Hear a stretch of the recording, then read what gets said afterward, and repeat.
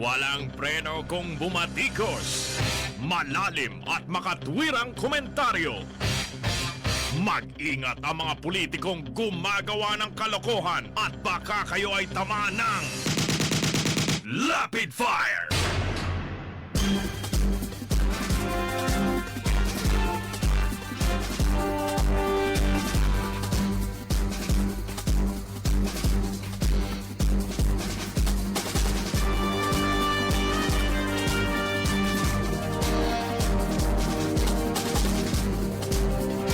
Katakot-takot na pork barrel po ang nabulgar, mga kaibigan, na nakapaloob sa 2021 budget.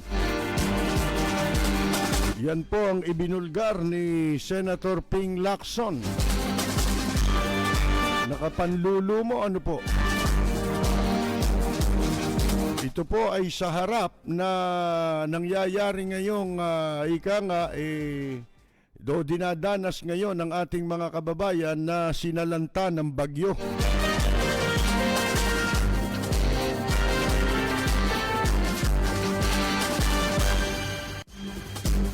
Bilyon-bilyon, mga kaibigan, isang congressman lang, isang district, ha?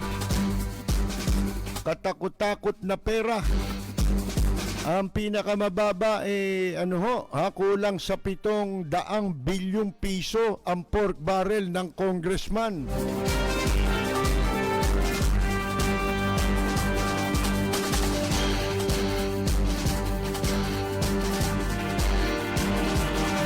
At ang iba pa ho nating pag-uusapan ngayon, mga kaibigan, ito ho, paano tayo gagawa? Ha? Alam nyo kung tutuusin,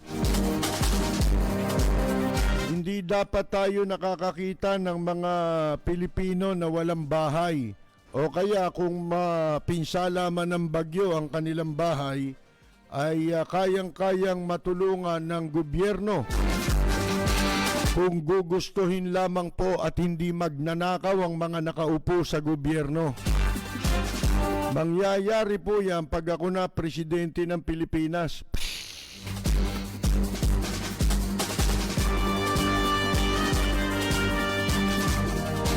Bigla hong kumambyo, mga kaibigan, ng palasyo tungkol dito sa sinasabing tatanggalan ng pondo ang University of the Philippines. Natakot ba?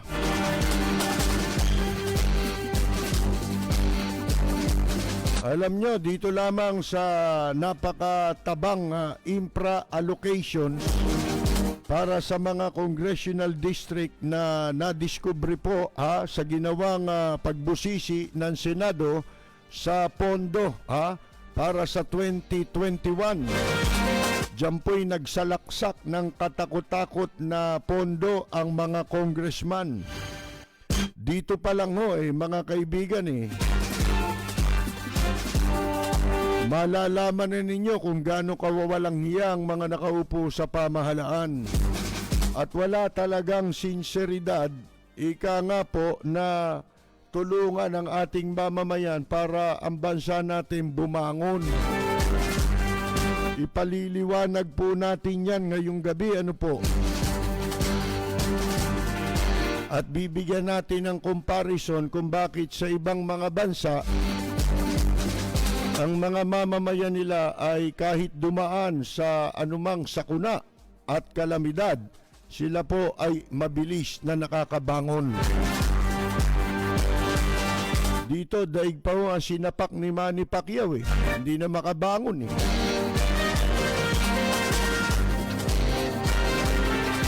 Ito ho ang sabi, mga kaibigan, ni Senator Lacson, kanyang ibinulgar na yung huge o napakalaking infrastructure allocations para po sa congressional districts sa ilalim ng 2021 budget na merong allocations para ito sa 220 distrito na umaabot po sa 1 bilyon.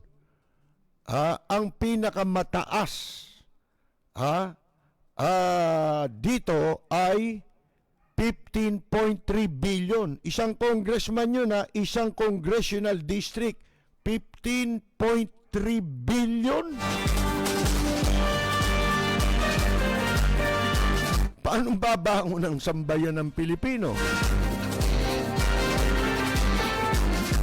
Dito nyo makikita kung gaano ka magnanakaw ang mga nasa kamara at nasa legislative, mga mambabatas. Kaya naman itong si Lacson ay nasasabi niya ito sapagkat hindi ho siya kasama sa kumikita sa pork barrel. Ginaya niya si Mayor Lim. Ang totoong, ang original na hindi kumita ni Sing Kunduleng ay si Mayor Alfredo Lim nung siya po ay naging senador.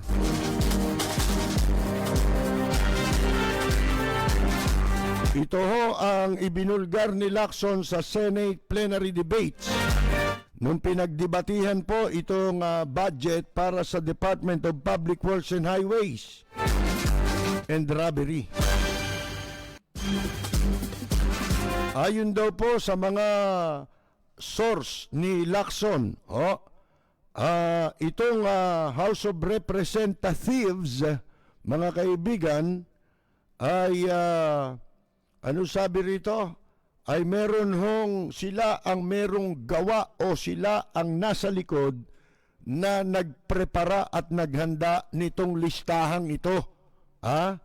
So, hindi raw niya sinisisi ang department o ang DPWH nung ito'y lumabas o lumabas na ganito kalaki ang pondo sa Public Works and Highway robbery. Kasi yung Public Works and Highway, mga highways, pupunayin na naman tayo, United Nations, kasi raw mga bansa. Pero nagpapasalamat na rin tayo, importante naman minsan sa atin, yung maintindihang madali, tsaka tao lang tayo, nagkakamali, nawawala ng S, di ba? Yung iba naman sumusobra sa S. Lahat ng sabihin may S, di ba? Ito, ay importante na ipapaliwanag natin ang issue at naiintindihan natin. Kasi may mga tao, marunong magbasa, hindi nakakaintindi nung binabasa niya. At kung maintindihan niya man yung binasa niya, mali naman ang pagkakaintindi niya. Ganun yun eh. According to our sources, sabi niya, ni Lacson, ayon daw sa kanyang mga bugwit,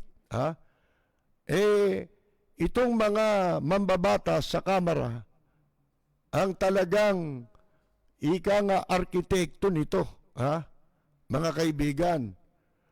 Kaya daw hindi niya sinisisi ang DPWH, dahil ang mga congressmen ang silang gumawa nitong listahang ito. Ayan, ang sabi ni Lacson. At ipinresinta ni Lacson yung listahan na yan na nagpapakita kung paano po pinaghahati-hati para sa bawat distrito na nag-increase, pinalaki mula sa National Expenditure Program na inihanda ng Executive Department. Pagkagaling ang Executive Department, magsusumiti yan sa Kongreso, di ba? Ng kanilang budget para sa isang taon.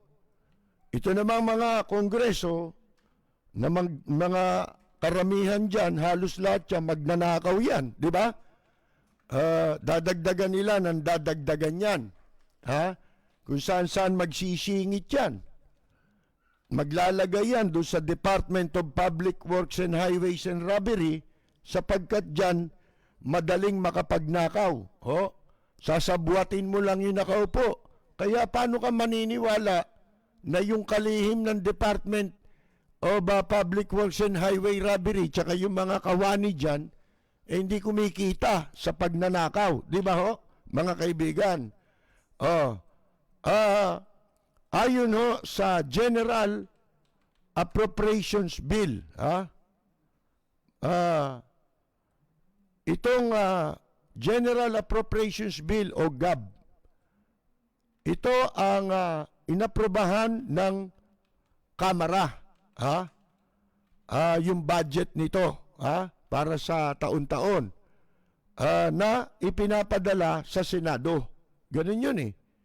Mga kaibigan, ang sabi ni Lacson, colleagues, mga katoto, sabi niya, all I can say is, ang masasabi ko lang is, pity yourselves. Kawaan ninyo ang inyong mga sarili. Ano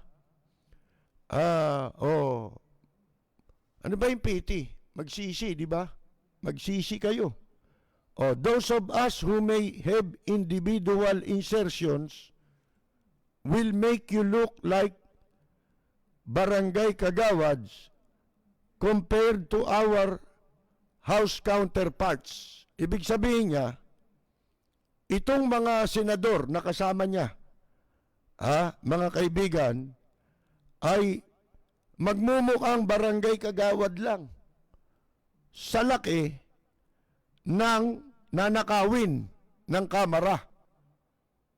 Pagdating sa pondo, mga kaibigan, nananakawin. Mistulang, di ba mas malaki ang pork barrel ng senador?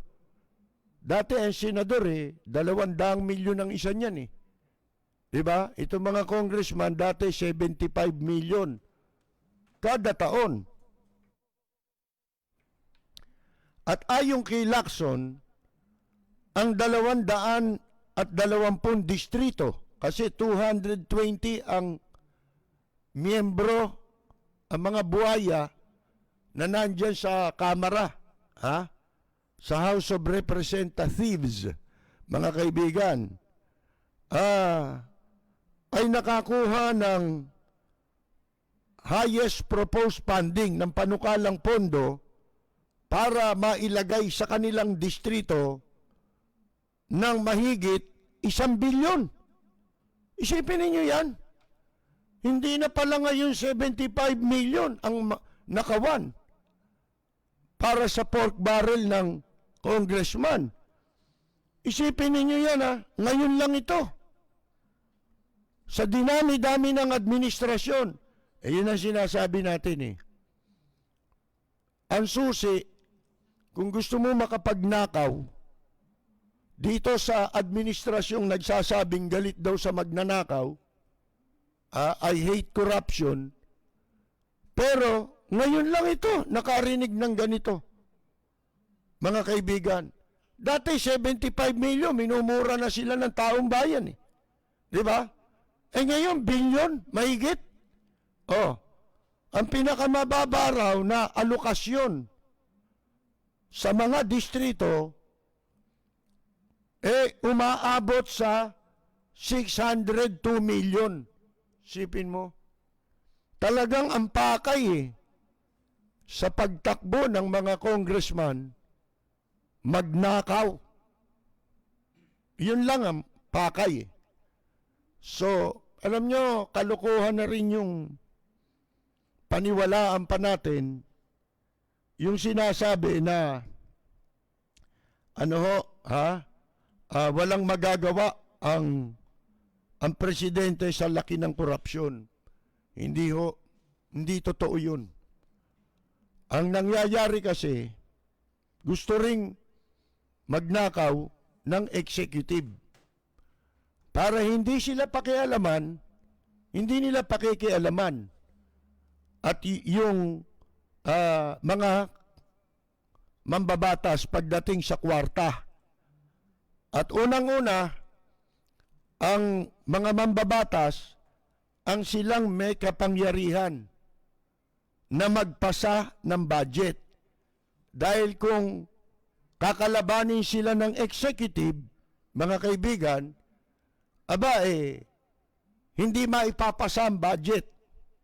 Di ba? O kaya, hindi palulusutin yung nakaw ng executive. Ito ang sabi ni Lacson. You see, from a high of 15.351 billion to a low of 620 million. Sipin nyo, isang congressman, ang pinakamataas na nanakawin ito para sa 2021 budget, 15.351 billion. Siyempre, ang mga project niyan, masabi lang na merong maipagawa, di ba? Ang kailangan kasi, dispatchahin yung pera para manakaw yung kanilang kickback na malaki. Di ba? Minsan nga wala talagang proyekto Di ba? At kung may proyekto man, halimbawa, katulad dyan Public Works and Highway, kaya demonyo mga karsada rito, kaya dito hindi matitigil ang baha. Dadating ang araw, lahat tayo malulunod dito sa baha, mga kaibigan. Bakit? Yung DPWH, patarantado Siyempre, pag dyan mo nilagay ang pondo mo, mga kaibigan, alam naman ninyo ang kitaan sa Public Works and Highways. Minsan, itong mga pondo ng congressman, ang nangyayari dito, 60% ang ninanakaw. Tapos, yung 40% na lang ang natitira sa project. Kaya, may pagkakataon, hindi natatapos ang mga project, pero nakuha na yung pera. Yung kickback na 60%. Ganyan ang kalakaran dyan The infrastructure allocations for the congressional districts totals, to over 474.8 billion. Ang kabuuan na nanakawin ng buong Kongreso, paghahati-hatian nila sa pamamagitan ng isang departamento lang, DPWH. Sipin ninyo yan isang departamento lang. Mga kaibigan, dyan lahat ibubuhos. Magkano? 474.8 billion. Para sa 220 katao lang ito. Sipin mo, 220 lang ang maghahati rito sa 474.8 billion. Pagpalagay mo na, totohanan, liitan pa natin ng konti ang mananakaw. Gawin na lang nating kalahati, mga kaibigan.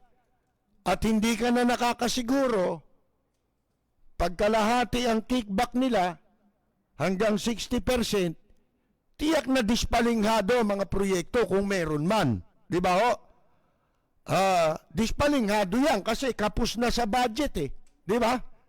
Ang gagawin para magkasya yan, imbes na isang sakong simento, ang gagamitin, isang kilong simento na lang. Di ba? Ang gagamitin. So, ano mangyayari? Di dispalinghado yung gagawin, mga kaibigan. Di ba? Madaling masira. Kasi taon-taon nagnanakaw Di ba? Pag nasira, susunod na taon, pwede na namang magpagawa ng konti. Tapos malaki na naman ang mananakaw.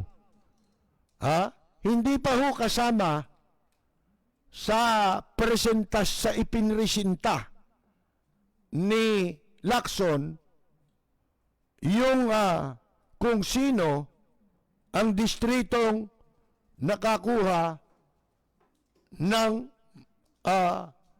kung anumang alokasyon. Ibig sabihin, hindi in-specify ni Lacson sa kanyang presentation kung aling distrito ang nakakuha ng kung anong alokasyon doon sa binabanggit niyang 474.8 billion. Sabi ni Lacson, I choose not to place the names. Hindi na raw niya pinangalanan, nor the names of the district, kahit na yung distrito ng Kamara. Dito, hindi mo kailangan maging manghuhula para malaman mo kung sino ang may pinakamalaking budget ngayon sa Kamara. Kailangan nyo bang manghula? Hindi. Your guess is as good as mine. Sabi nga sa wikang English, mga kaibigan. Kasi alam nyo na sino ba ang pinakamalapit, makapangyarihan na nasa Kamara? Hindi ako nagbibintang. Pero ganun kadapat, kasimple, yung tinatawag na sentido komon para hindi mo maintindihan kung sino ang makakakuha ng pinakamalaking mananakaw na pondo sa Kamara. Alam nyo na kung sino yun. Mga kaibigan, di ba? Ang sabi niya, kaya niya raw hindi pinangalanan kung anong distrito at sino yung congressman. Dahil nais daw niyang ituon sa issue sa halip na mamersonal. Mga kaibigan, sabi ni Lacson, pero sa nakaraang deliberations, sinabi ni Lacson na an urban district in Davao got 15.351 billion allocation under the House approved GAB General Appropriations Budget. Mga kaibigan, sa naaprubahan ng Kamara, noong nakaraang linggo, sinabi na ni Lacson na ang nakakuha nito ay yung urban district ng Davao. Di ibig sabihin, Davao City yun. Sino ba congressman doon? Ano ba yun? Pipitsugin? Mahina? Di ba yun ang pinakamalakas ngayon? Ang congressman doon, di ba, anak ng presidente? Mga kaibigan, I remember, sabi ni Lacson, I think this was 2 administrations ago. Pag nakarinig tayo ng 500 million, isang district, gulat na tayo. Kita nyo?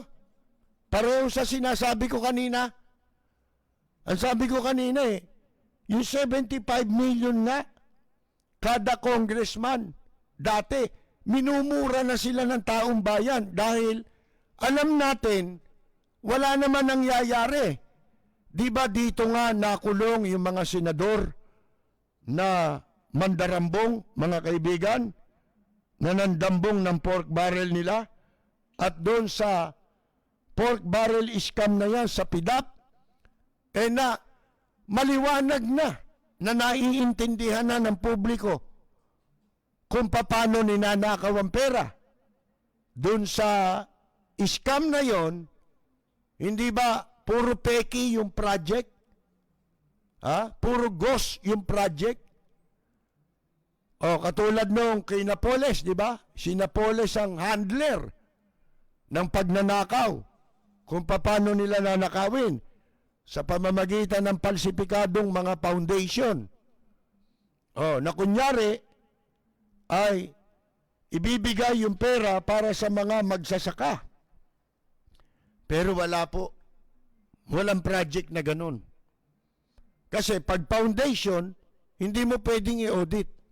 Pagka ang pera ipinasok mo sa foundation, hindi ma-audit. Pero masama yun dahil scam yan eh. Sindikato yan eh. Mga kaibigan eh. Kaya ito, sabi ni Lacson, di ba totoo naman yan, merong mga 500 million isang district. Gulat na tayo. Now, we are looking at billions. Kita mo. As I said, from 1 to 220 districts, more than 1 billion. Bawat isa yun, ha? Mga kaibigan. Meron nakakuhang maliit, siguro, mahina yun. Sa administrasyon. Para na lang, ika nga po wag na siyang pumalag.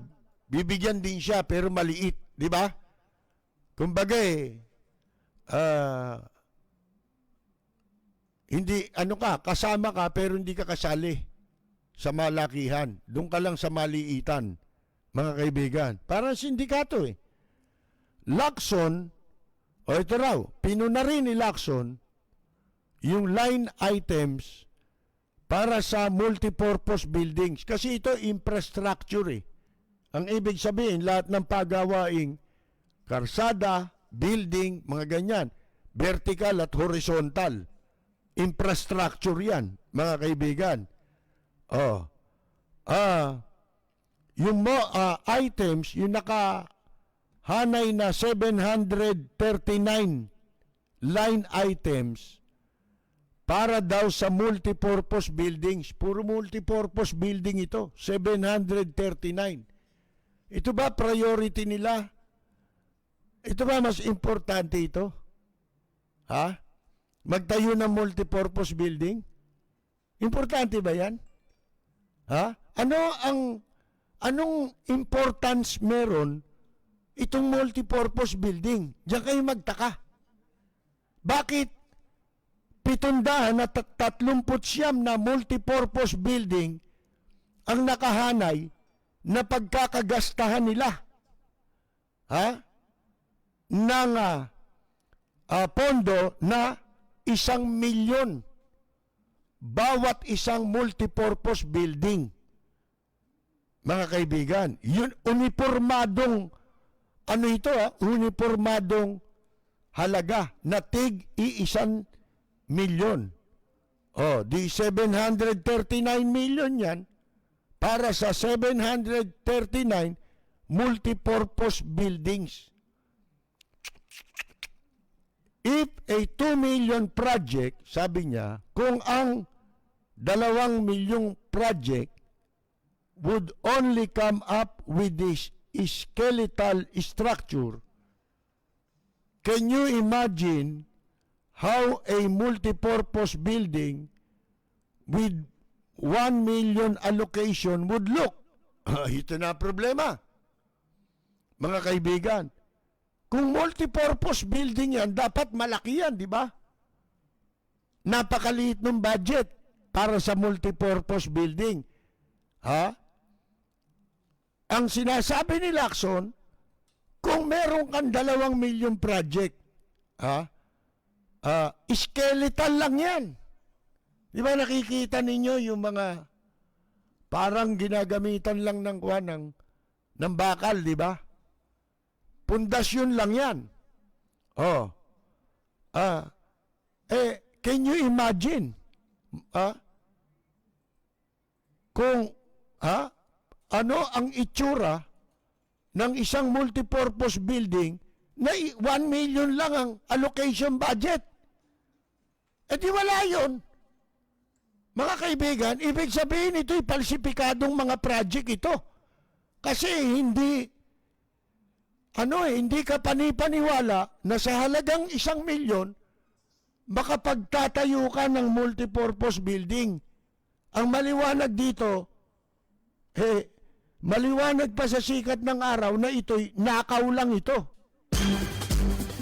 Si Ka-Percy Lapid, bumabanat. Lapid Fire. Dati na ho, merong kinu-question si Lacson na skeleton infrastructure projects na nananatiling hindi pa natatapos. Sa kabila na ito'y nakatanggap na nga ng milyon-milyon pang pondo sa mga nakaraang taon at nagpapadagdag lang ng budget dito sa 2021 budget. Ano yan? Taon-taon dagdag. Ang ginagamit na dahilan, yung ikinuha nila ng pondo, pagkatapos, hindi nila napatapos. Yun ang gagawin. Parang ano to, Dolomite. Diyan sa Manila Bay. Hanggang inaanod ng tubig ang Dolomite sa Manila Bay, gastos ng gastos yan, tambak ng Dolomite. Mayat maya yan, mga kaibigan. Di ba? Para lang maubos yung pondo. Mga kaibigan, yan ang ibig sabihin yan. Sabi dito, one of the skeleton projects, isa sa mga proyektong kung tawagin Kalansay, skeleton, na unang ipinakita ni Lacson sa debate, yung multipurpose building sa Pangasinan, na merong 2 milyon na na-allocate na rito noong 2019, 2 million. Pero ang nakatayo lang vertical steel beams. Yun lang ang naitayo. Siyempre, kulang yun At yung sinasabi nilang multipurpose buildings na yan, kung di ako nagkakamali covered court lang yan Mga kaibigan Pero sabihin mong covered court lang yan, kulang pa rin yung budget na yun. Kasi ikayo ang kumuwenta. Di ba? Ngayon. One of the skeleton, yun na nga ang sinasabi. Kaya, ang mangyayari dyan, hingi ng budget. Gagamitin dahilan, yung hindi matapos-tapos. Paano matatapos yun? Kaya tinayo yun para gamiting dahilan. Para tuloy-tuloy ang nakaw. Yun ang ibig sabihin nun. Sika Percy Lapid, bumabanat. Lapid Fire.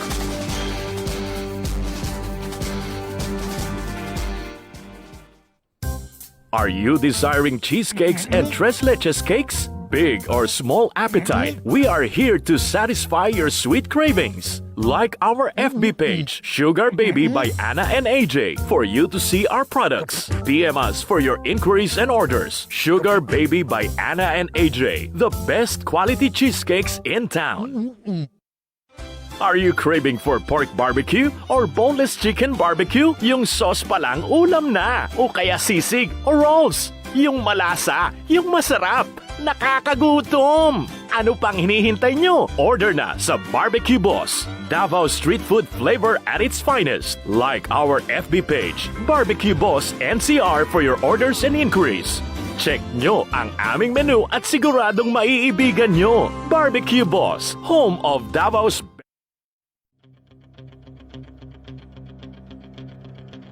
Walang preno kung bumatikos. Malalim at makatwirang komentaryo. Mag-ingat ang mga politikong gumagawa ng kalokohan at baka kayo ay tamaan ng Lapid Fire!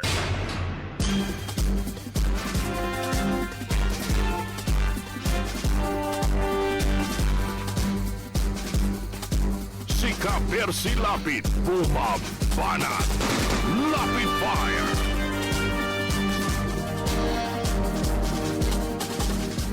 Alam nyo mga kaibigan, bakit natin ito pinag-uusapan ngayon? Very timely. Kasi po,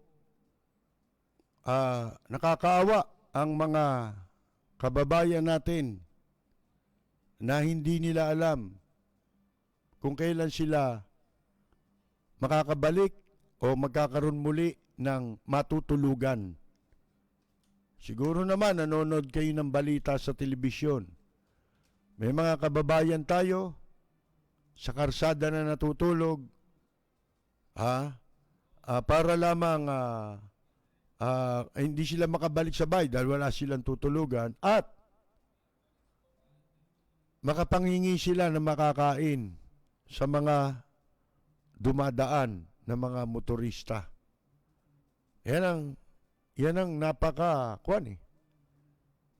kahambal-hambal na kalagayan ng marami nating kababayan ngayon na napinsala ng bagyong Ulysses, na nagagalit pa sila kapag kami kamukha ni lalo si Vice President Leni Robredo ang agad na tumutugon kahit papano para mapagaan ang paghihirap ng kalooban ng ating mga kababayan. Ginagawa pa nilang masama. Very timely ito. Bakit ito? Ito alam mo ninyo, kung hindi magnanakaw ang mga congressman, ito naman banggit ko na yung iba in passing sa mga nakaraan nating programa. Noong panahon ni Gloria Macapagal Arroyo, ipinatawag niya, 2004 ito naging senador si Mayor Alfredo Lim. Pinatawag niya ang mga senador kasi ang pork barrel ng senador ay 250 million kung di ako nagkakamali. Bawat isang taon. Hindi kasama yung speaker, Senate President. Mas malaki yun. Kaya sila pinatawag sa pulong nitong si Gloria Arroyo, mga kaibigan, para pakiusapan na kung maaari ay gawin kalahati na lang muna yung kanilang pork barrel.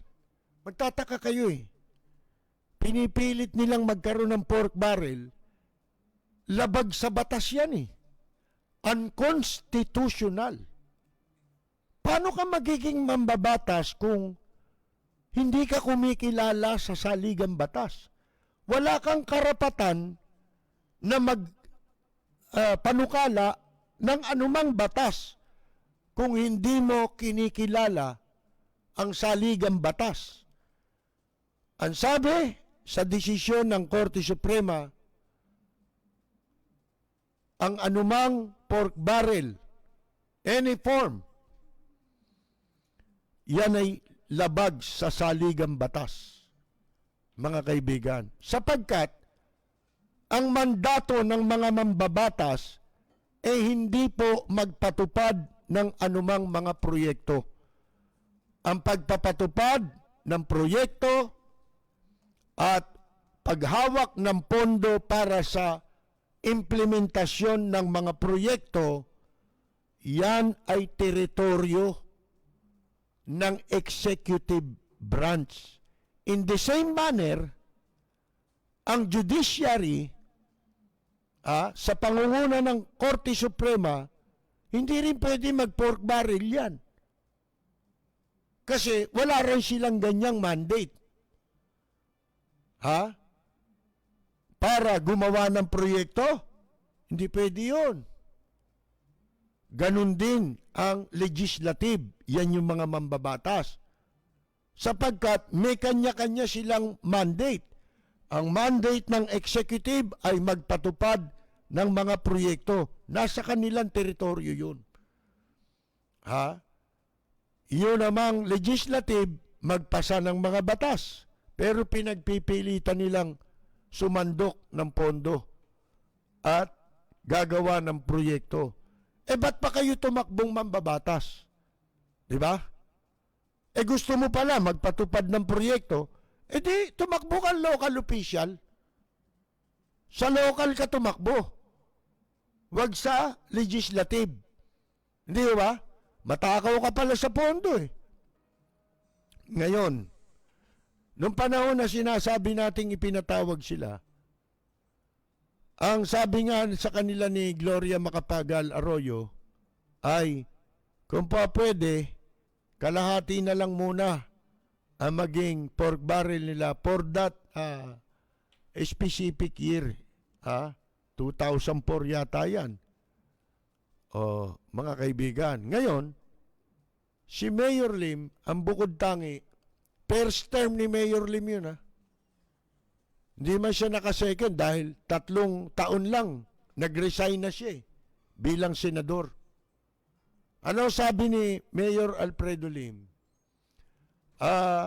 Kung maaari, hindi ako kukuha ng pork barrel kahit 5. Ngayon, yung pork barrel ko, kung maaari, ilagay ninyo bilang pambayad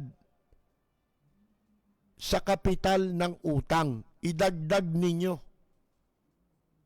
Di ba? Doon sa kapital, hindi sa tubo. Doon ninyo ilagay yung pork barrel ko. Ibig sabihin, para makapagpagaang sa bayarin na binabalikat ng taong bayan. Sapagkat tayo ang ginagamit nilang tagapagbayad ng utang na ninanakaw ng mga nasa gobyerno. Mga kaibigan. Ngayon, ito ang kinakaharap natin ngayon na katakot-takot ito Kalamidad din yan, pandemya na yan. At bali ba, meron na nga pandemya, ang dami pa nating kababayan ang nawalan ng bahay. Di ba tinatanong natin sinasabi natin nung isang gabi na merong estimate lagi yan di ba? Kung gaano kalaki ang pinsala ng kalamidad sa lugar. Dapat naka-report lahat yan. Ilang bahay o ilang bahay ang nasira na hindi na pwedeng matirhan, mga kaibigan. Ilan ang magsasaka na nasiraan ng kanilang pananim. Dapat naka-itemize lahat yan. At saka mo sasabihin, ang estimate, more or less, ay ganito. May estimate na yung lalawigan ng Isabela Hindi ako nagkakamali, more than 1.3 billion. 1 billion at mahigit 300 milyon. Okay? Alam nyo kung hindi magnanakaw ang gobyerno, tuwing may kalamidad, ultimo nga yung donasyon para ibigay sa tao Sipin mo itong ninanakaw na ito. Bilyon-bilyon piso para sa 220 katao ang maghahati-hati. Pagkatapos, ang ibinibigay ng gobyerno sa mga nasalanta ng kalamidad, ng bagyo, relief goods. Mga kaibigan, sipin ninyo yan, bali ba, hindi mo alam kung pagkabigay sa'yo ng relief goods, kailan ulit ang kasunod? Wala na yun Karaniwan namang ibinibigay na relief goods niyan, pag napaabot mo ng 2 araw, nagtipid ka. Di ba? O kaya, mag-isa ka lang. 2 lang kayo. Di ba? 2 araw. Karaniwan, lalo, malaki ang pamilya, kulang pa sa 1 araw yun Ilang kain ba 1 araw? Di ba 3? Kahit 2 kain 1 araw yun, kulang yun. Ano yung sinasabi natin? Tingnan ninyo sa Japan, natatandaan nyo ba? Ito, didetalyihin natin Dito, sa Japan, hindi magnanakaw ang gobyerno. Makikita ninyo. Kaya, Pag dumating ang kalamidad, merong nasalanta mga tao, mga kaibigan. Sandali lang, makakabangon na sila. Ha? Ganito ginawa sa Japan, ha? Noong nagkaroon ng tsunami, di ba? Lumindol, nagkaroon ng tsunami. Natatandaan nyo, ilang taon na yun? Nakakaraan. Alam ba ninyo, magkano tinanggap na pera mula sa gobyerno nung mga mamamayan na nasalanta sa Fukushima? Meron pang ibang mga lugar dyan, di ba? Sendai yung tinamahan yan eh. Ngayon, alam ba ninyo kung magkano binigay sa kanila ng national government? Immediate ito Siyempre, kinuha lang yung census nila, di ba? Ilang kayo sa pamilya. Ang bawat isang tao, yung magulang, dalawa yung magulang, di ba? Nanay, tatay. Nakakuha sila na, binigyan sila ng gobyerno ng tig 400,000 yen.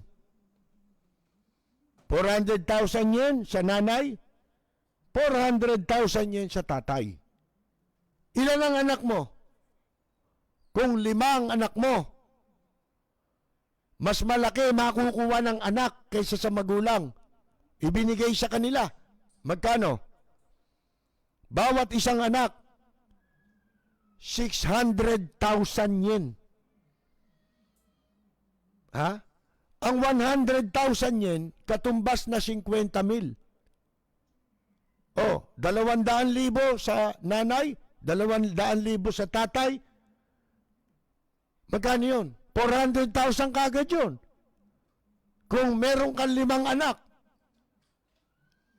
600,000 yen, mas malaki ang sa anak. Bawat isa. Magkano yun? Pagkatapos,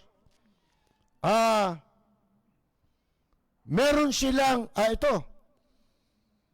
tatanungin sila, tinanong sila, anong gusto mo? Mangungupahan ka, babayaran namin, habang ginagawa ang bahay mo. Ipagagawa ka ng bahay. O, saan mo gustong tumira? Meron ako, yung kakilala namin, kamag-anak ng, doon kami tumuloy nung nakaraang punta namin sa Japan. Taga Fukushima sila eh. Sila, yung malapit talaga sila sa dagat, kaya nasira yung bahay nila. Lahat ng kasangkapan, sira. Alam ba ninyo?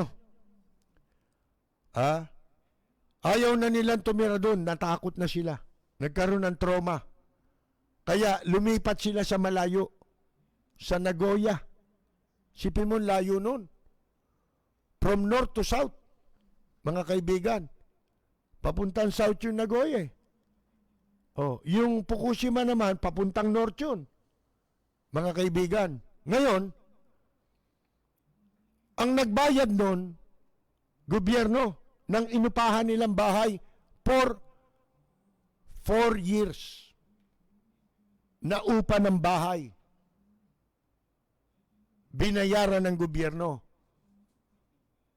Yung bahay, babayaran ng gobyerno, uupahan, nang hindi hihigit sa 80,000 yen. Magkano yun? 5,000 ang 10,000 yen is 5,000. Times 8 mo. 40,000 pesos. Yung 80,000 yen. 8 lapad. Diba? Upa ka hanggang 40,000 na halaga ng bahay. Sa loob ng 4 na taon, binayaran ng gobyerno. Ano pa ang package nun? Yung nilipatan nilang bahay na inupahan ng gobyerno para sa kanila. Alam ba ninyo?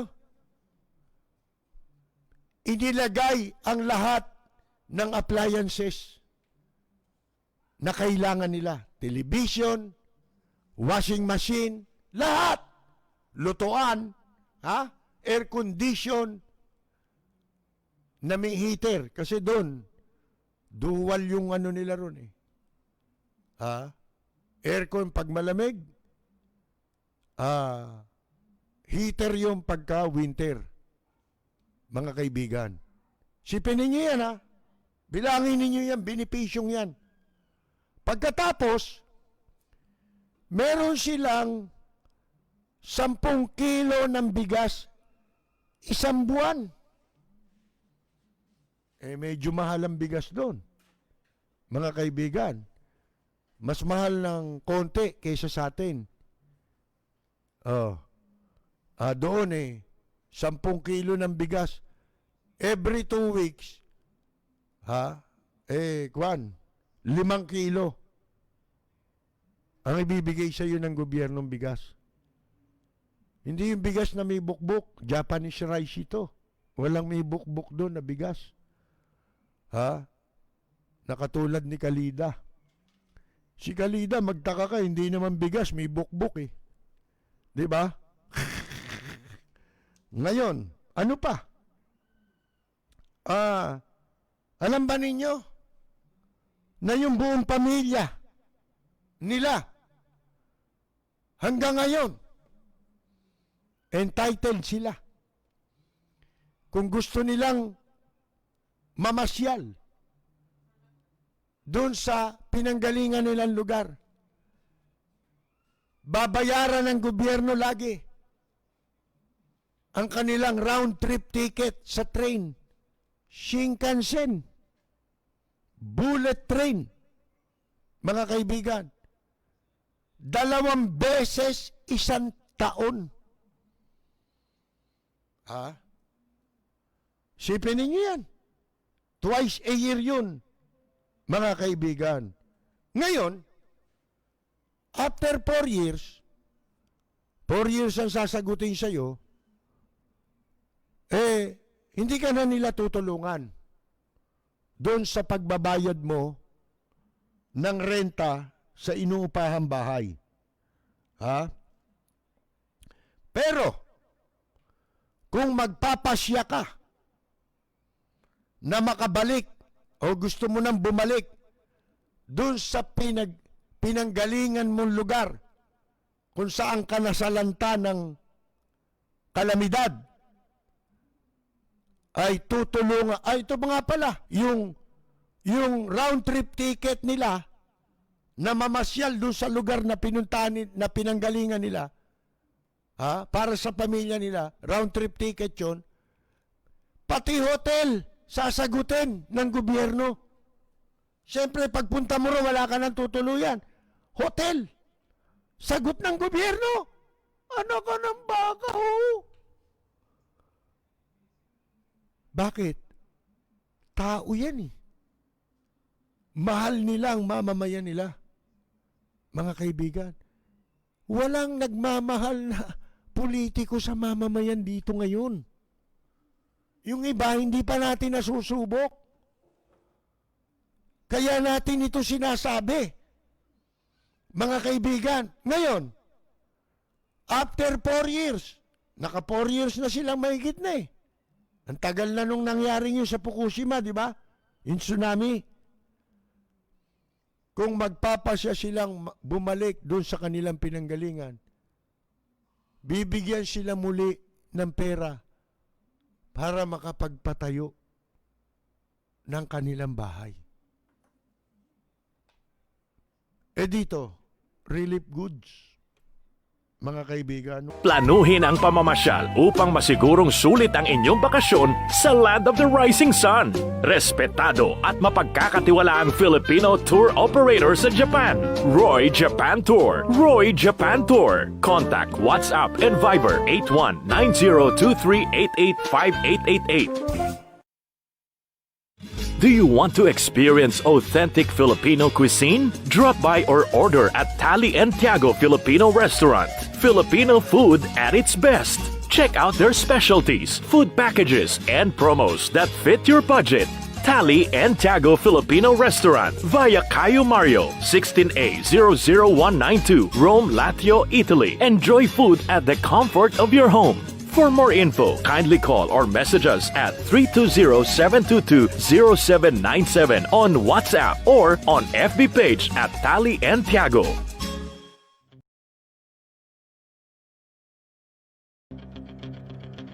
Walang preno kung bumatikos.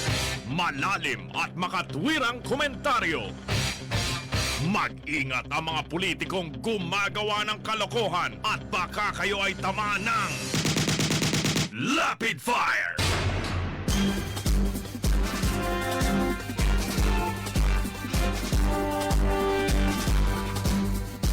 Si Ka-Percy Lapid bumabanat. Lapid Fire!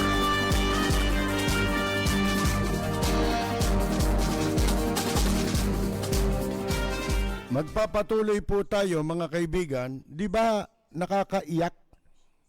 Ha? Yung napakalaki ng agwat, di ba? Doon talagang totohanan ng malasakit. Dito makapagbigay lang ng relief Akala mo, napakalaking bagay na Pagkatapos mong bigyan ng relief yan, di ba dito sa pandemya 8,000 piso ninakaw pa Kinutungan pa, ninakaw pa yung mas malaki. Kaya nakita ninyo ang hindi nagagastang pera ng DSWD, ilang bilyon, ilang bilyon. Mga kaibigan, eto, ba't hindi ka maiiyak? 220 tao lang, mga kaibigan, ang magpaparte-parte doon sa mahigit 400 bilyon, 474.8 bilyon. Hindi ba pwede na itong pork barrel nila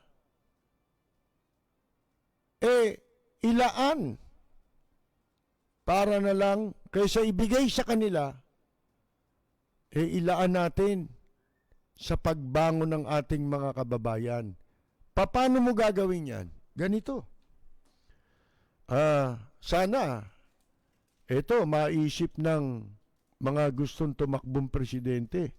Pero huwag kayong maniniwala basta-basta kung halimbawang makopya nila itong sasabihin natin ngayon para gamitin lang sa pamumulitika kilatisin yung mabuti.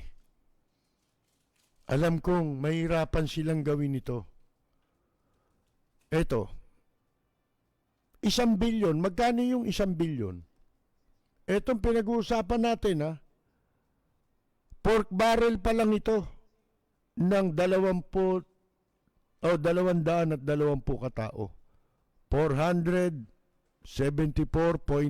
billion. Magkano ho, ilang milyon meron ang 1 bilyon? Ang 1 bilyon, 1,000 million. Di ba? 1,000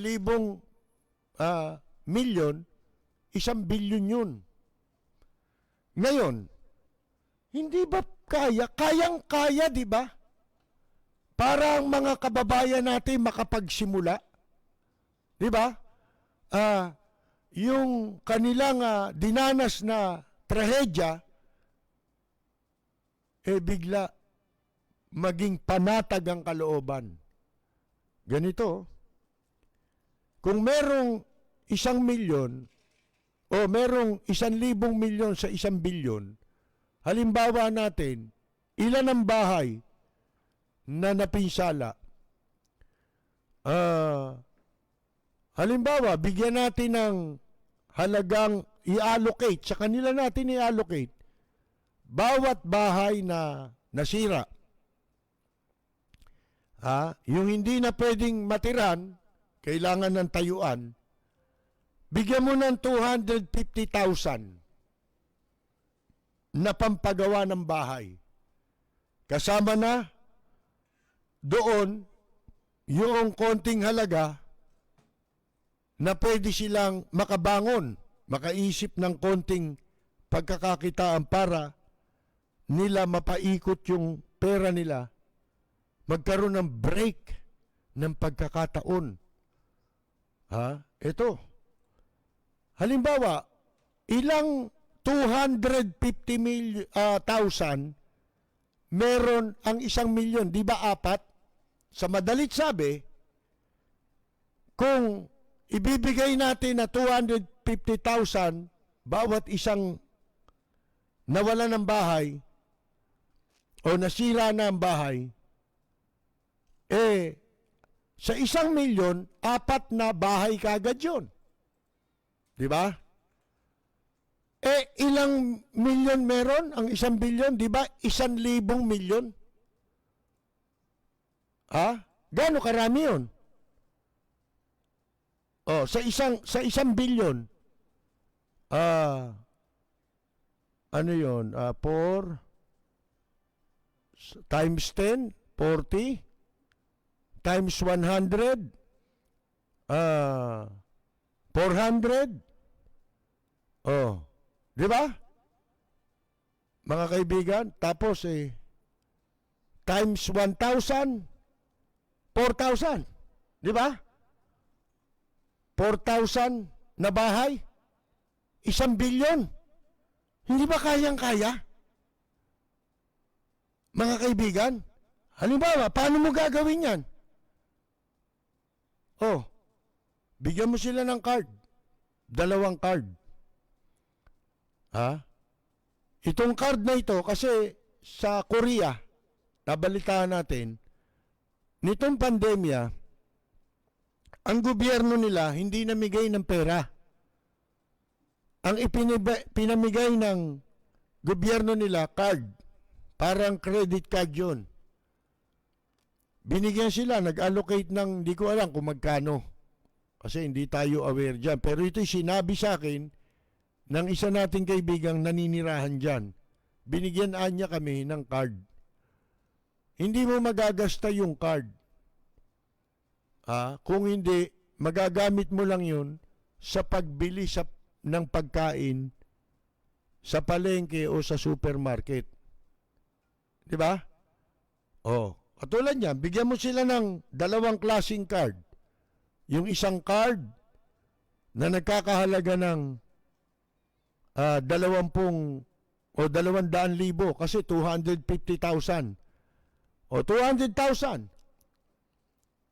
para ipampagawa ng bahay nila.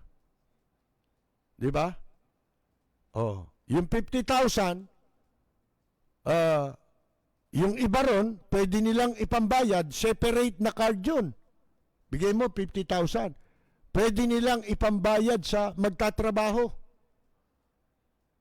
Kasi pag iniasa mo na naman ito lahat sa gobyerno, nanakawin yan. Hindi magtatagumpay ang mabuting hangarin. Kung ikukumpara mo yan, gano lang yan dito sa pinamigay sa Japan, di ba? Pakinabang ng tao. Gano lang yan.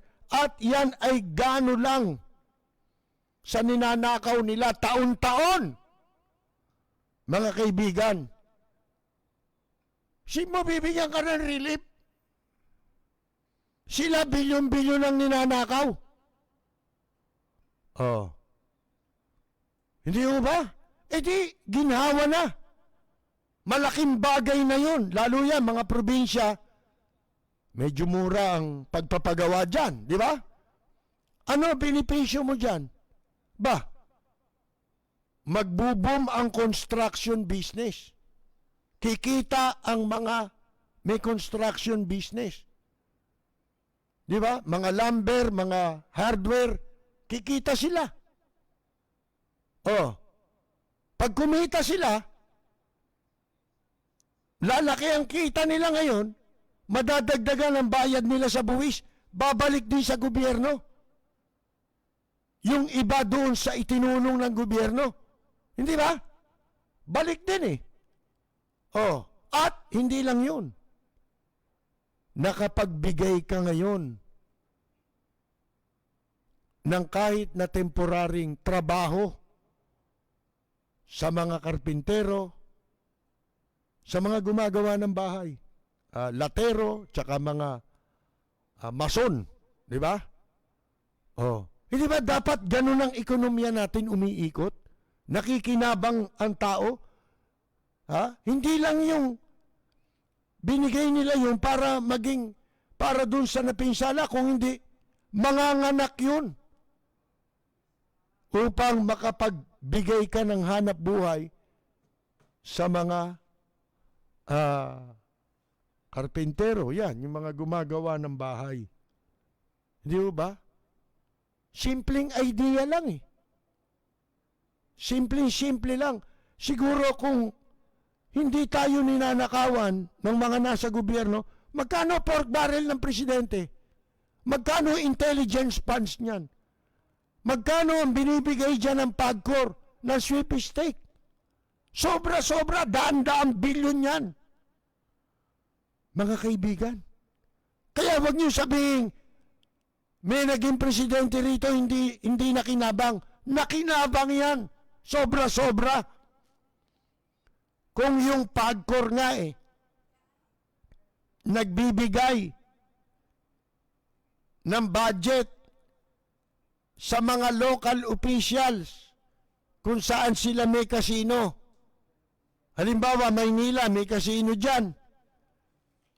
Kada buwan, nagbibigay ang PAGCOR ng panahon ni Mayor Lim, 8 milyong piso kada buwan. Hindi ba, kinuwento ko na sa inyo na yung pondong yun ay tinanong siya ni Genuino, paano, saang foundation mo gustong ipangalan namin ng tseke? Anong foundation? Sabi ni Mayor Lim, wala akong foundation. Paano namin, kanino namin ipapangalan yung tseke? Ipangalan ninyo sa City Treasurer's Office ng Maynila. At ang instruction naman niya sa City Treasurer's Office ng Maynila, gastusin niyo yan para ipambili ng gamot. Isipin mo yun. Yung binibigay ng PAGCOR, good as nakaw na yun. Pwede mo lang ibulsa lahat yun. Discretion mo na yun kung saan mo gustong gamitin. Hindi pa yan, Bukod pa ang Vice Mayor's Office. Pag sinabi mong Vice Mayor's Office, kasama ang mga konsihal. Dahil ang leader ng council, yung Vice Mayor. Isipin ninyo yan. Mga kaibigan, ang daming pera sa Pilipinas, sa gobyerno. Kaya, nagtataka tayo Isipin mo, makakarating sa mga napinsala ng bagyo relief goods na siguro wala pang 300 piso. Tapos bilyon-bilyon ang pinaghahati ang nakawin ng mga congressman. Ito'y maliwanag ito. Mga kaibigan, sintido ko mo nito. Sipin mo sa 1 bilyon na tutulungan mo na makabangon 4,000 bahay. Meron ba ganun karaming bahay na napinsala? Pagpalagay mo na 4,000 bahay na pinsala, ibigay mo man yung 250,000 bawat isa para muli makapagtayo ng bahay. 1 bilyon lang, 4,000 tao na o pamilya na ang mabibigyan mo ng bahay. Paano mo gagawin yun? Gagawa ka ng plano. Plano ng bahay. Para sa halagang 200,000, yung 50,000, bahala na sila. Diba? Pambayad nila sa pagpapagawa. Pero, ang plano ng bahay, uniformado na lang. Diba? Magsimula sila kung gusto nilang makapagdagdag, sila na ang bahala. At least, makapagsisimula sila, hindi ba? Ng panibagong buhay. Mga kaibigan, wala sanang hampas lupa sa Pilipinas. Wala sanang palaboy sa Pilipinas. Dinadaan ng mga mahihirap sa relief goods. Masabi lang.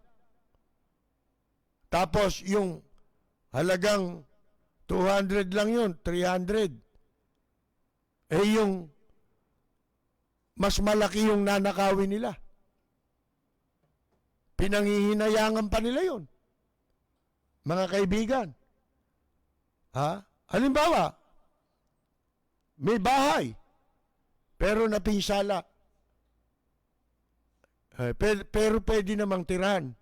Kaya lang, konting kumpuni ang gagawin. Bigyan mo ng 150,000. Huwag ka na mamili. Di ba? Ang sukat ng bahay, kung talagang sira ang bahay, ipapagawa 250,000 ang ibibigay mong pondo, 200 doon ay para sa bahay. Kung masipag pa yung may-ari at marunong gumawa, baka sila na gumawa nun. Magbayanihan na sila. Di ba? Para umikot lang sa kanila yung pera. Di ba? Sip mo umiikot yung ekonomiya mo.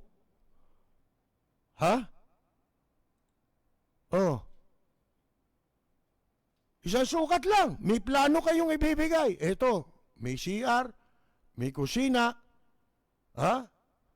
may kwarto, para doon sa ganung sukat.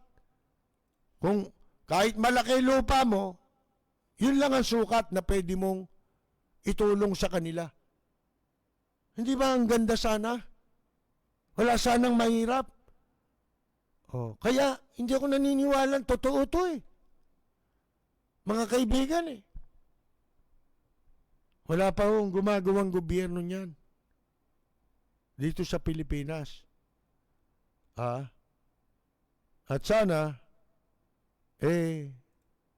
kung gagayahin nila ito, hindi lang para sa pangangampanya.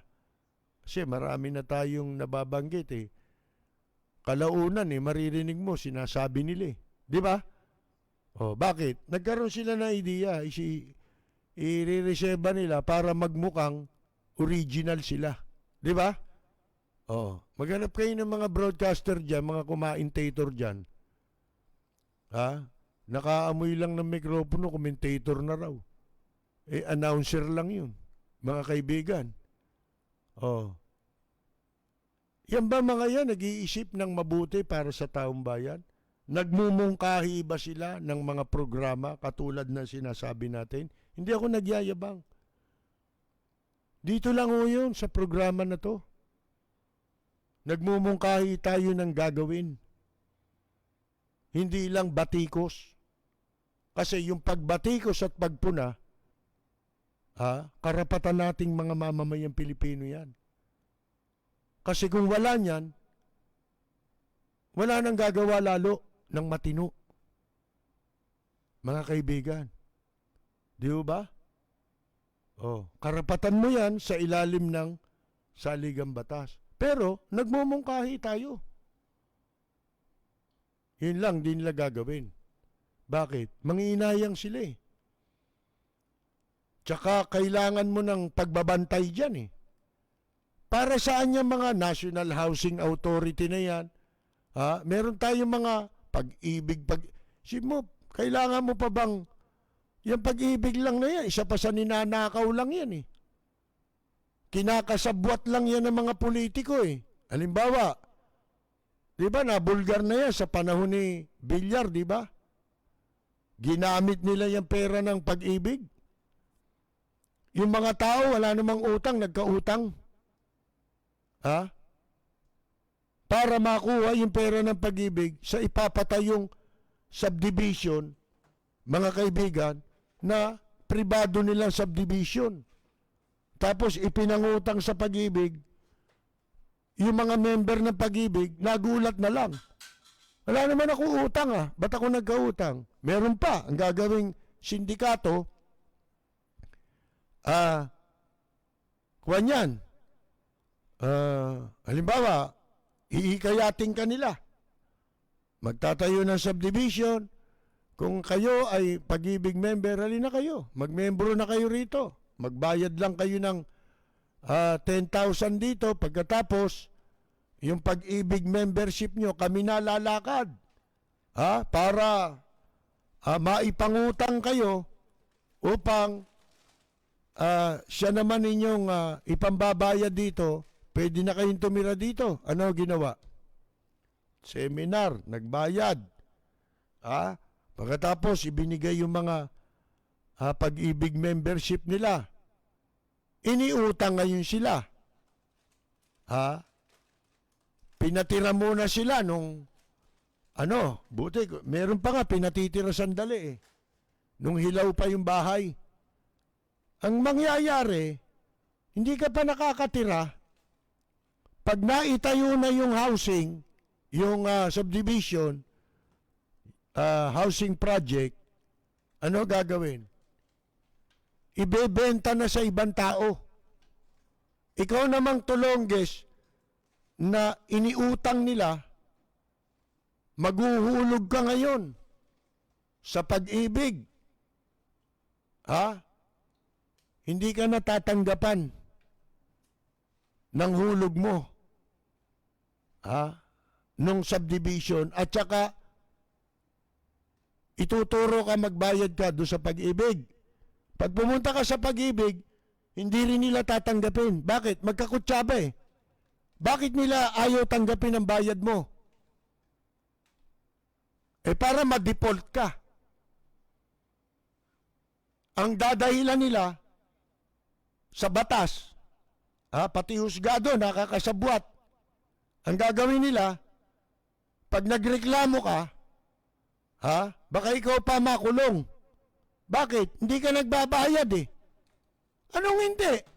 Nagbabayad ako, ayaw nyo akong tanggapan ng bayad O di hindi ka nagbayad kasi hindi tinanggap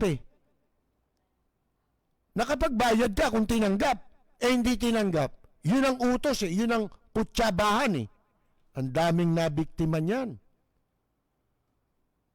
Lahat ng mga PhilInvest na yan, mga kaibigan, ganyan ang ginawan racket. Ikaw ngayon, na miyembro ng Pag-ibig na nakapagbayad na dyan, mga kaibigan, wala ka ng pagkakataon makautang. Hindi ba? Dahil ikaw pa lalabas na may utang. Tapos yung inakala mong bahay na mapupunta sa iyo, huhulugan mo, na ibenta na pala sa iba. Ginamit lang pala. Para yung pera, makuha nila, yun ang ginamit nila sa pagpapatayo ng subdivision, ng mga bahay sa subdivision. Niluto sa sariling mantika.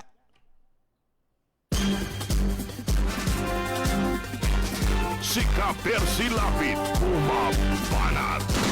Lapid Fire!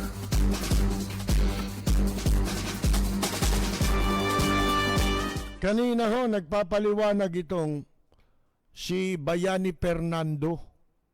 Sinungaling pa Hindi raw siya sangkot sa reclamation. Pero mariing nanindigan si Mayor Marcy Chodoro na kaya pala ginagawa yung pagtatambak dyan at saka lalagyan daw ng karsada ng Public Works and Highways. Ito na tignan ninyo. Ang nakikinabang sa pondo, di ba congressman yan? Si Bayani Fernando, mga kaibigan. Yun pala, may gagawing karsada sa tabi ng Marikina River. Ito'y nasa boundary ng Pasig at Marikina.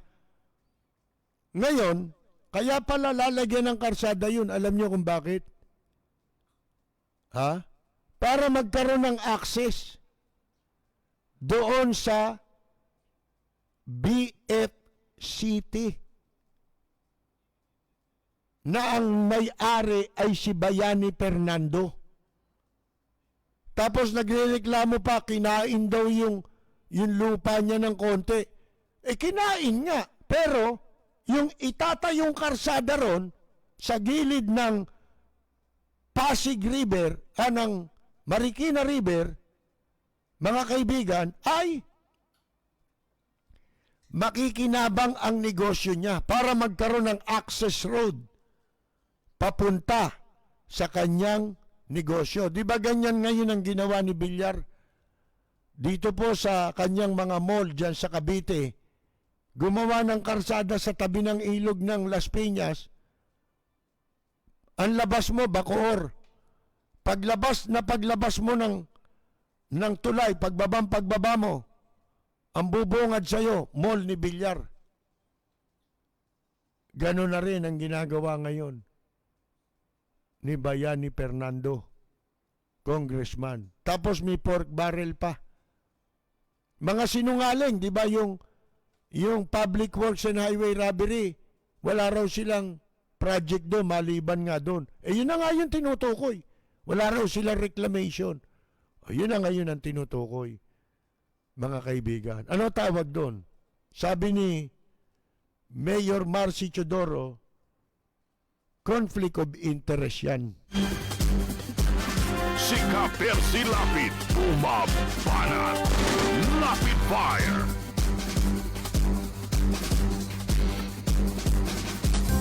Are you desiring cheesecakes and tres leches cakes? Big or small appetite, we are here to satisfy your sweet cravings. Like our FB page, Sugar Baby by Anna and AJ, for you to see our products. DM us for your inquiries and orders. Sugar Baby by Anna and AJ, the best quality cheesecakes in town.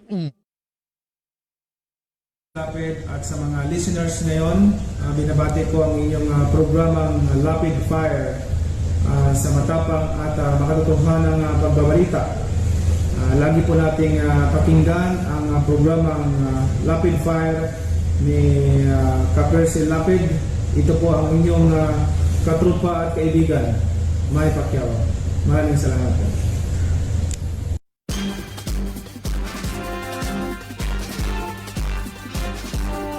Si Ka-Percy Lapid, bumabanat. Lapid Fire.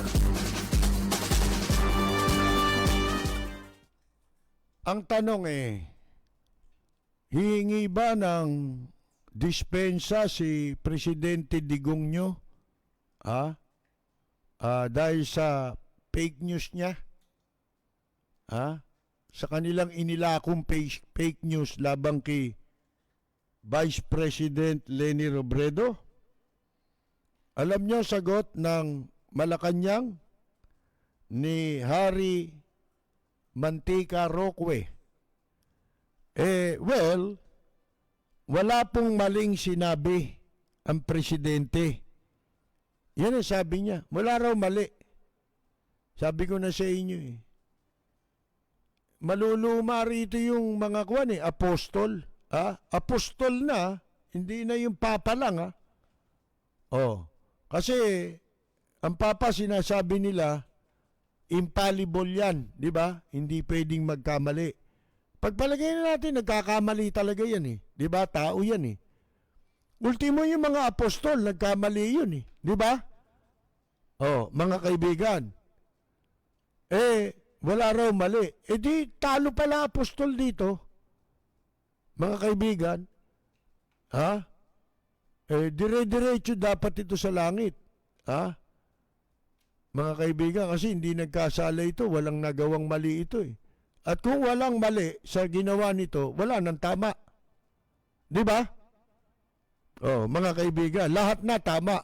Wala nang mali Yan ang sabi ni Roque, mga kaibigan. Hindi raw hingi dahil wala raw mali. Unang-una, sabi niya, hindi naman sinabi ni Presidente sumakay siya ng C-130 Humingi na ng abiso yung mga nagsabi nun. Si Lorenzana at saka si Tuko, Panelo. Ito pagtabihin mo si Panelo at saka si Harry Roque. Natatandaan nyo ba yung Yung palabas nung araw sa TV, yung Pat and Tin. Ha? Ito, ano rin ito ng butong pakwan di ba? Pagtabihin mo yan. Ha? Parang sila yon, mga kaibigan. Unang-una, hindi raw sinabi, paano yung mga panlalait niya, pambabastos niya kay Vice President Leni Robredo? Ha? Hindi niya ba sinabi yon? Di ba niya nilait at hindi niya sinabing sinungaling si Vice President Robredo? Sinabi niya, di ba, sinungaling? Pinaratangan niya na inutusan daw ang military. Wala naman dininay ng military, di ba? Sinabi niya, sumakay sa eroplano. Sabi ng mga bata niya. Pero siya, sabi niya, akala mo kung sinong nagmamando sa military. Wala ngang sinabi. Sinabi na nga ng military, wala kaming coordination whatsoever. Di ba? Tapos hindi bali na yun. Hindi naman iniintay na sa iyo yan Kita ninyo, pinabababa yung uri ng maliwanag yan. Gumagawa sila ng issue, pakana nila yan, magkakasabwat yan magsalta ka ng ganito, susunod naman ako, di ba? Tapos itong mga troll natin, mga luko-luko yan di ba? Mga kaibigan. Paano yung sinabi nilang hindi totoo? Di ba? Sabi ni Lorenzana, hindi totoo na sumakay Hindi rin totoo, sabi ng Armed Forces, na nagkaroon ng koordinasyon sa pagitan ng Vice President at ng AFP. Wala nag-utos sa kanila, di ba? Walang nag-a-assume, hindi nag-a-assert ng anumang authority, ibig sabihin, si Vice President Leni Robredo. Kaya sabi niya nga makikipag-contest? Paano ako makikipag-contest? Wala kasing sentido kumun di ba? Yung nagpaparatang sa kanya. Paano ako makikipag-contest? Nasa iyo lahat yung power. Ikaw ang nasa itaas ng bureaucracia. Di ba? Ikaw na nga rin na nagsabi. Wala ka rito sa line of ng leadership na ang presidente, commander-in-chief ng armed forces. Insecure na insecure mga kaibigan ikaw na nga nagsabi, wala di ba? Paano niyang i-impluwensya, gagamitan niya ng authority ang AFP? Ikaw na nga nagsabi. Di ba? Sa kanila bumabalik yung sinasabi nila Sabi ko nga sa inyo, simple lang yan. Trabaho talaga nila yan. Takutin. Kasi, iniisip nila, banta, panganib, si Vice President Leni Robredo para sila magtagal sa pwesto. Di ba? Siyempre, kahit na sino man ang patakbuhin nilang presidente, sila pa rin yun. Di ba? Gusto niya, siya pa rin ang masusunod. Siya nga, gusto niya lahat, pati Congress siya, di ba? Di ba ikaw ang nasunod sa liderato ng Kongreso? Di ba? Pinagbobotohan yan, Hindi dapat nakikialam dyan ang executive. Bakit nagkaroon ng term sharing? Di ba? Mga kaibigan. Kaya ako napanaginipan ko kagabi, mga kaibigan, na ito raw si Presidente Digongyo, si Cardinal Tagle, merong isang Boy Scout Pagkatapos si Vice President Leni Robredo, magkakasama raw sa isang helicopter para tignan ang pinsala ng nakaraang bagyo. Ngayon, bukod sa kanila, apat sila, di ba? Nakasakay na pasahero. Siyempre, may piloto yun, di ba? Di 5 sila. Napanaginipan ko to, nagkaroon ngayon ng aberya yung sinasakyan nilang helicopter. Eh di sinabi nung piloto sa kanila, may aberya ho ito at babagsak ho itong helicopter. Anong gagawin natin? Sabi, meron ho dito parachute. Yung parachute. Huwag ka malikot, parachute. Mga kaibigan. Ang sabi nung piloto, meron ho dito 4. 4 yung pasahero, 5. Di kulang ng isa, di ba? Nakasakaya, Presidente Digongyo, si Cardinal Tagle, yung Boy Scout, at saka si BP Robredo, at saka yung panlima, yung piloto. Sabi nung siyempre, unahan na yan, di ba? Sabi ni Presidente Digongyo, kailangan ako mauna. Kasi ako ang presidente ng Pilipinas.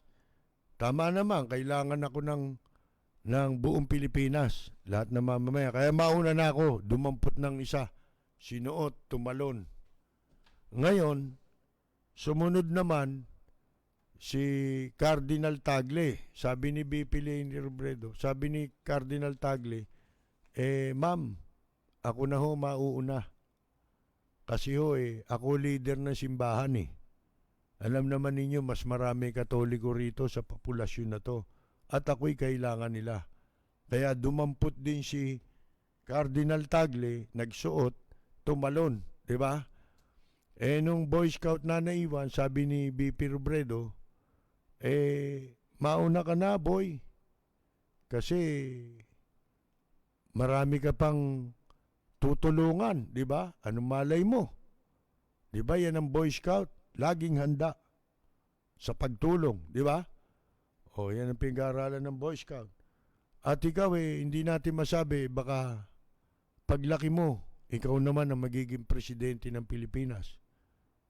Kumuha yung Boy Scout ng isa. Sinuot. Tumalon. Tapos sabi nung piloto, ma'am, kayo na ho sumunod. Sabing ganon. Paano ka? Di ba sabi mo 4 lang itong parachute? Di ba meron pa akong isa? Paano nangyari yun? Sabi mo 4 lang yan. Kung susuot ko yan, wala ka na. Di ba meron pa ako? Sabing ganon. Paano nangyari yun? Sabi ni BP Robredo. Kasi yung nadampot ni Presidente Digongyo, yung backpack ng Boy Scout.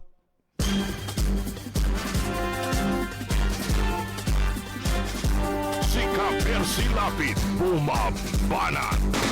Lapid Fire! Kaya pala pinatatalunan nung piloto si BP Robredo. Siya magiging presidente.